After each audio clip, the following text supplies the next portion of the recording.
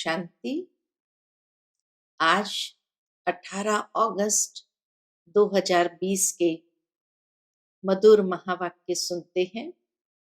आज की मुरली में बाबा ने पुनः याद के ऊपर जोर दिया है। बाबा कहे तुम बच्चों को सतत प्रधान बनने के लिए याद के चार्ट को बढ़ाना है। और याद क्यों नहीं रहती है उसका भी कारण बाबा ने बताया कि बैठते हैं याद करने परंतु बुद्धि बाहर भटकती है। सुनते हैं बाबा के मधुर महावाक्य। ओम शांति। मीठे बच्चे, अपनी सतो प्रधान तकदीर बनाने के लिए याद में रहने का खूब पुरुषार्थ करो। सदा याद रहे मैं आत्मा हूं, बाप से पूरा वर्षा लेना है। प्रश्न है, बच्चों को याद का चार्ट रखना मुश्किल क्यों लगता है? उत्तर है, क्योंकि कई बच्चे याद को यथार्थ समझते नहीं है। बैठते हैं याद में और बुद्धि बाहर भटकती है, शांत नहीं होती। वह फिर वायुमंडल को खराब करते हैं। याद करते ही नहीं तो चार्ट फिर कैसे लिखे? अगर कोई झूठ लिखते हैं तो बहुत दंड पड़ जाता है। सच्चे बाप को सच बताना पड़े। गीत है, तकदीर जगाकर आई।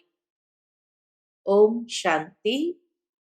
रूहानी बच्चों को फिर भी रूहानी बाप रोज रोज समझाते हैं कि जितना हो सके देही अभिमानी बनो। अपने को आत्मनिश्चय करो और बाप को याद करो, क्योंकि तुम जानते हो हम उस बेहद के बाप से बेहद सुख की तकदीर बनाने आए हैं। तो जरूर बाप को याद करना पड़े। पवित्र सतो प्रधान बनने बिगर सतो प्रधान तकदीर बना नहीं सकते। यह तो अच्छी रीति याद करो, मूल बात है ही एक। यह तो अपने पास लिख दो। बाह पर नाम लिखते हैं ना, तुम भी लिख दो हम आत्मा है। बेहद के बाप से हम वर्षा ले रहे हैं, क्योंकि माया भुला देती है। इसलिए लिखा हुआ होगा तो घड़ी घड़ी याद रहेगी। मनुष्य ओम का व कृष्ण का चित्र आदि लगाते हैं याद के लिए। मनुष्य कोई ओम बनवाता है, कोई कृष्ण का चित्र आदि बनवाता है। तो बाबा कहे मनुष्य ओम का व कृष्ण आदि का चित्र भी लगाते हैं याद के लिए। यह तो है नए ते नई याद। यह सिर्फ बेहद का बाप ही समझाते हैं। इस समझने से तुम सौभाग्यशाली तो क्या, पदम भाग्यशाली बनते हो। बाप को न जानने कारण, याद न करने कारण कंगाल बन गए हैं। एक ही बाप है जो सदैव के लिए जीवन को सुखी बनाने आए हैं। भले याद भी करते हैं परंतु जानते बिल्कुल नहीं। विलायत वाले भी सर्वव्यापी कहना भारतवासियों से सीखे हैं। भारत गिरा है तो सब गिरे हैं। भारत ही रिस्पॉन्सिबल है अपने को गिराने और सबको गिराने।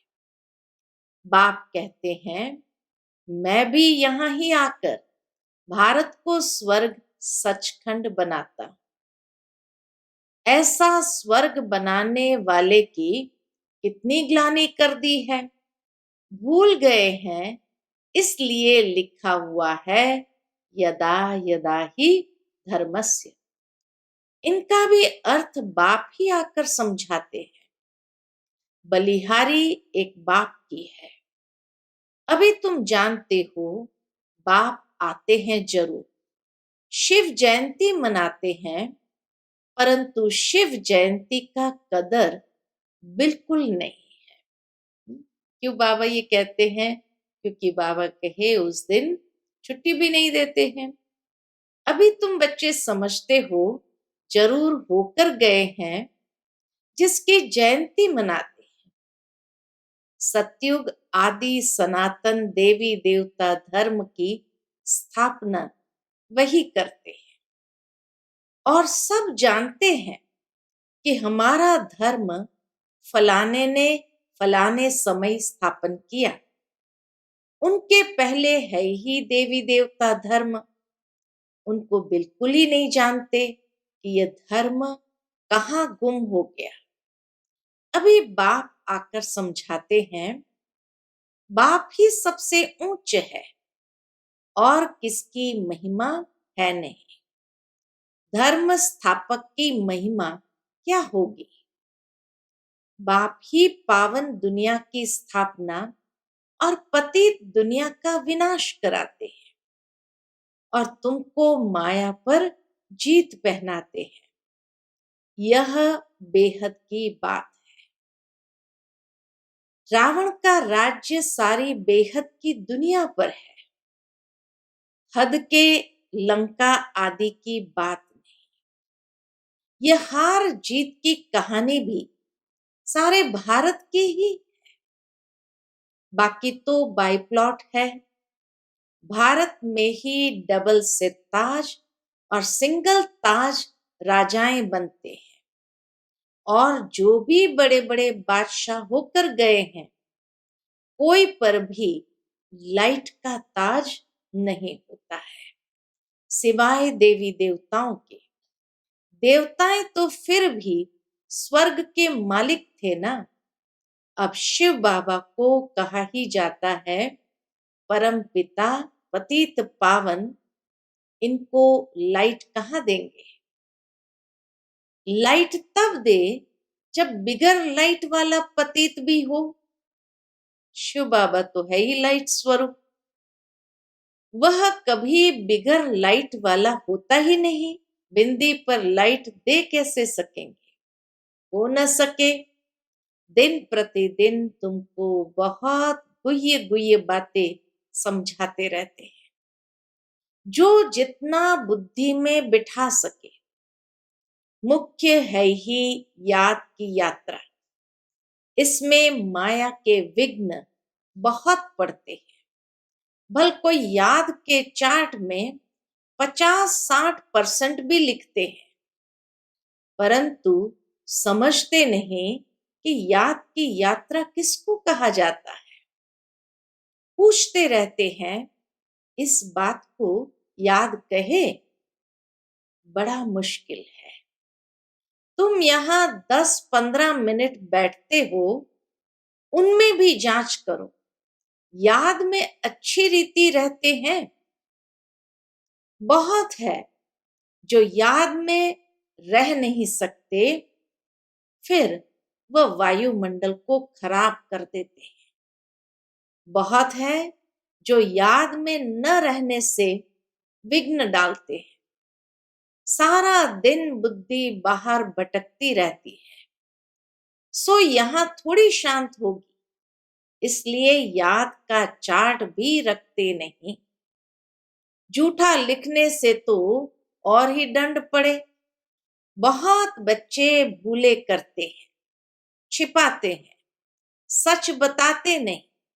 बाप कहे और सच न बताएं तो कितना दोष हो जाता।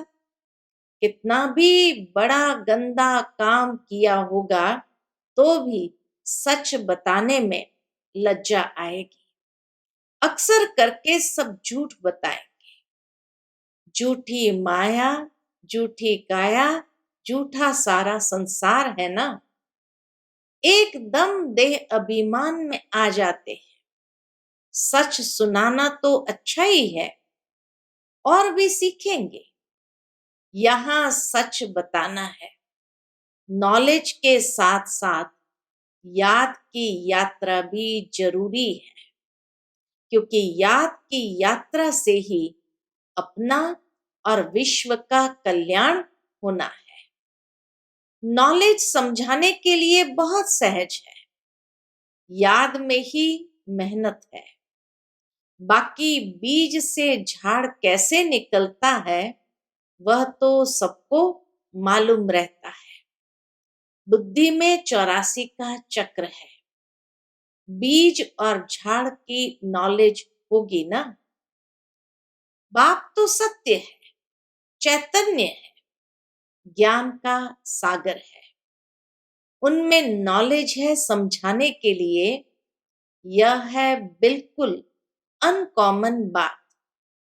यह मनुष्य सृष्टि का झाड़ है, यह भी कोई नहीं जानते। इसीलिए क्या कह गए बाबा? कहे इसीलिए सब नेति नेति करते गए। ड्यूरेशन को ही नहीं जानते तो बाकी क्या जानेंगे? तुम्हारे में भी बहुत थोड़े हैं जो अच्छी रीति जानते हैं। इसीलिए सेमिनार भी बुलाते हैं। अपनी अपनी राय दो। राय तो कोई भी दे सकते हैं, ऐसे नहीं कि जिनके नाम है उनको ही देनी है। हमारा नाम नहीं है, हम कैसे देवे? नहीं, कोई को भी सर्विस अर्थ कोई राय हो, एडवाइस हो, लिख सकते हैं। बाप कहते हैं कोई भी राय आए तो लिखना चाहिए। बाबा इस युक्ति से सर्विस बहुत बढ़ सकती है। कोई भी राय दे सकते हैं। देखेंगे किस किस प्रकार की राय दी है। बाबा तो कहते रहते हैं किस युक्ति से हम भारत का कल्याण करें, सबको पैगाम देवे।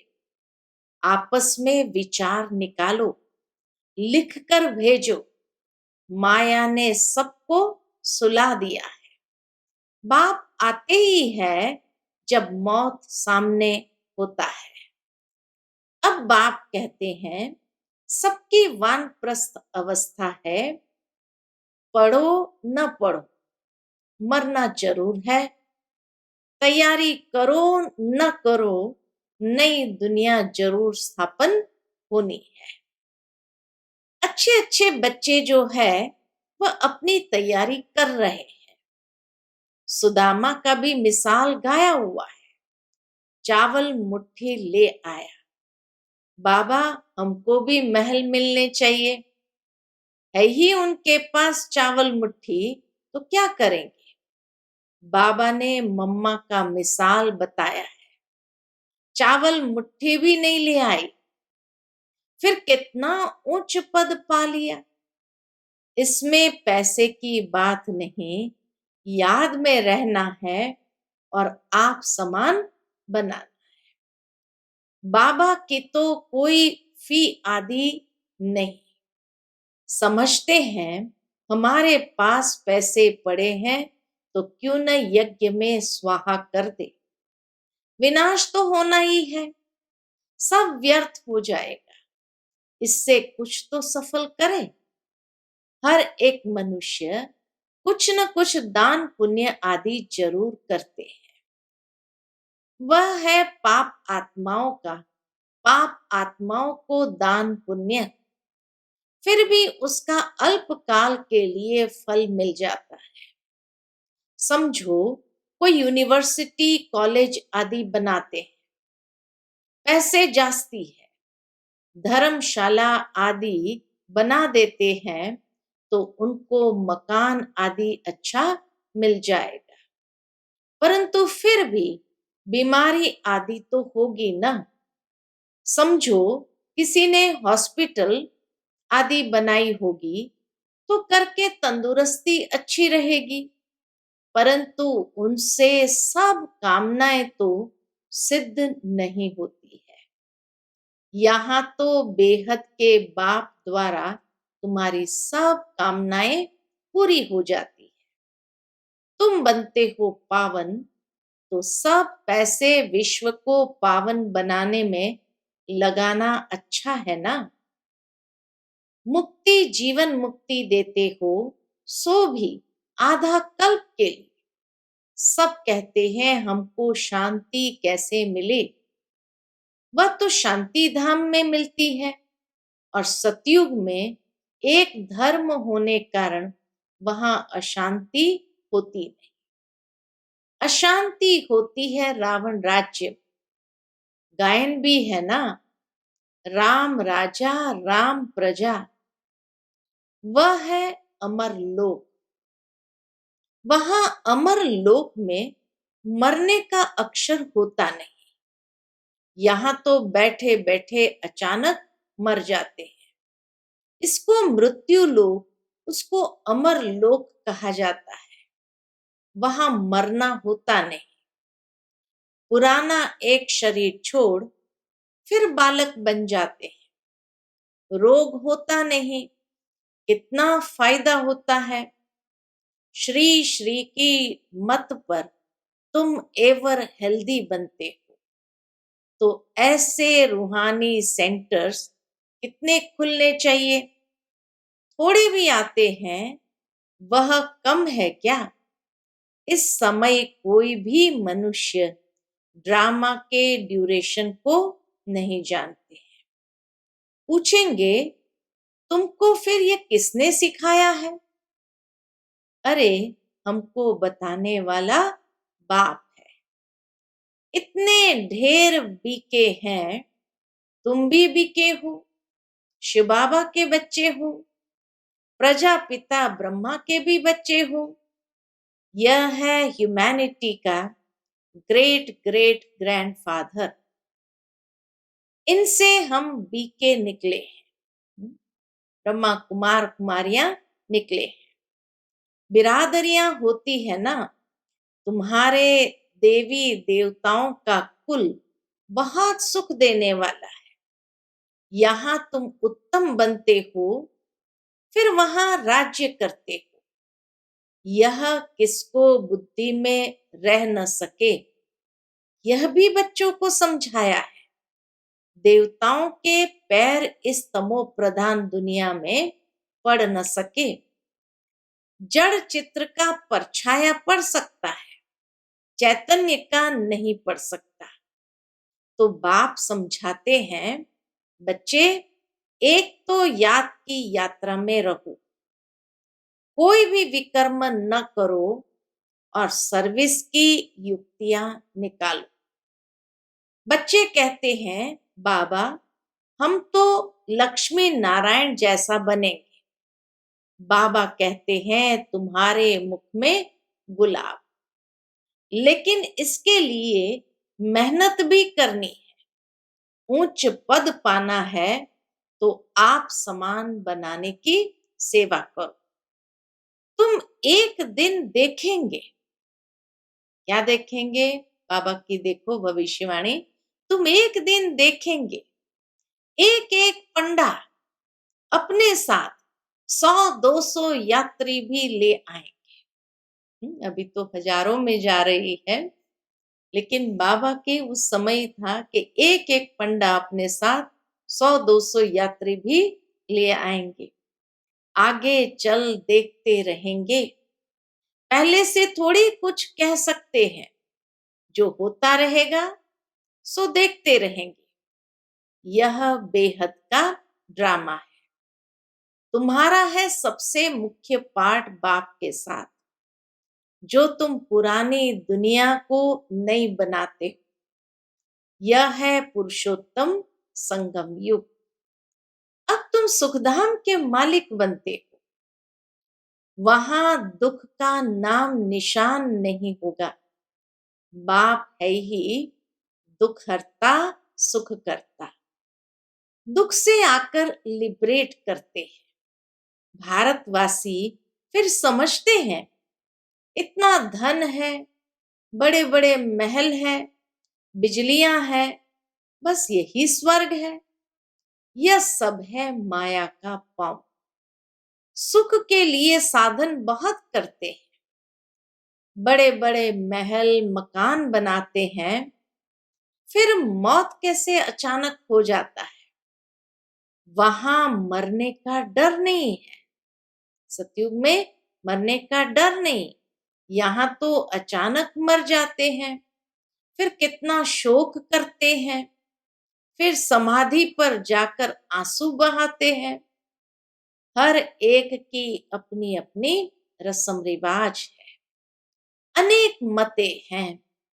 सतयुग में ऐसी बात होती नहीं, वहां तो एक शरीर छोड़ दूसरा ले लेते हैं। तो तुम कितना सुख में जाते हो, उसके लिए कितना पुरुषार्थ करना चाहिए। कदम कदम पर मत लेनी चाहिए। गुरु की व पति की मत लेते हैं, वह तो अपनी मत से चलना होता है। आसुरी मत क्या काम देंगी, आसुरी तरफ ही ढकेलेगी। अब तुमको मिलती है ईश्वरीय मत। ऊंचते ऊंच इसीलिए गाया हुआ भी है, श्रीमद् भगवान वाच। तुम बच्चे श्रीमत से सारे विश्व को हेवन बनाते हो, उस हेवन के तुम मालिक बनते हो। इसीलिए तुम्हें हर कदम पर श्रीमत लेनी है। परंतु किसकी तकदीर में नहीं है, तो फिर मत पर चलते नहीं है। बाबा ने समझाया है, किसको भी अपना कुछ अकल हो, राय हो, तो बाबा को भेज देवे। बाबा जानते हैं कौन कौन राय देने लायक है। नए नए बच्चे निकलते रहते हैं, बाबा तो जानते हैं ना कौन से अच्छे अच्छे बच्चे हैं। दुकानदारों को भी राय निकालनी चाहिए, ऐसे यत्न करे जो बाप का परिचय मिले। दुकान में भी सबको याद कराते रहे। भारत में जब सतयुग था तो एक धर्म था, इसमें नाराज होने की तो बात ही नहीं। सबका एक बाप है। बाप कहते हैं, माम एकम याद करो तो तुम्हारे विकर्म विनाश हो जाए, स्वर्ग के मालिक बन जाए। अच्छा, मीठे मीठे सिकिलते बच्चों प्रति माता पिता बाप दादा का याद प्यार और गुड मॉर्निंग। रूहानी बाप की रूहानी बच्चों को नमस्ते। हम सब रूहानी बच्चों की रूहानी माता पिता बाप दादा को याद प्यार, गुड मॉर्निंग और नमस्ते। नमस्ते। शुक्रिया बाबा, शुक्रिया। आज की मुरली से धारणा के लिए मुख्य सार है। पहली पॉइंट, श्रीमत पर चलकर सारे विश्व को स्वर्ग बनाने की सेवा करनी है। बहुतों को आप समान बनाना है, आसुरी मत से अपनी संभाल करनी है। दूसरी पॉइंट, याद की मेहनत से आत्मा को सतो प्रधान बनाना है। सुदामा मिसल जो भी चावल मुट्ठी है, वह सब सफल कर अपनी सर्व कामनाएं सिद्ध करनी है।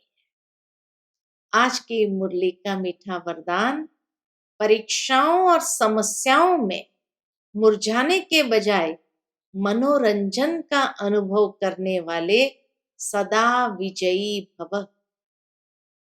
परीक्षाओं और समस्याओं में मुरझाने के बजाय मनोरंजन का अनुभव करने वाले सदा विजयी भव। इस पुरुषार्थी जीवन में ड्रामा अनुसार समस्याएं व परिस्थितियां तो आनी ही है। जन्म लेते ही आगे बढ़ने का लक्ष्य रखना है, अर्थात परीक्षाओं और समस्याओं का आवाहन करना। जब रास्ता तय करना है तो रास्ते के नजारे न हो, ये कैसे हो सकता है।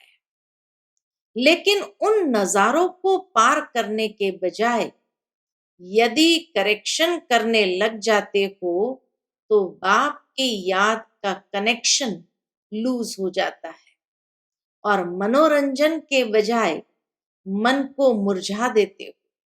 इसलिए वाह नजारा वाह के गीत गाते आगे बढ़ो और सदा विजयी भव के वरदानी बनो। आज का स्लोगन है, मर्यादा के अंदर चलना माना मर्यादा पुरुषोत्तम बनना। मर्यादा के अंदर चलना माना मर्यादा पुरुषोत्तम बनना। अच्छा, Om Shanti. To watch Peace of Mind channel videos on YouTube, subscribe us on youtube.com/tvpeaceofmind. Just a click for a peaceful life.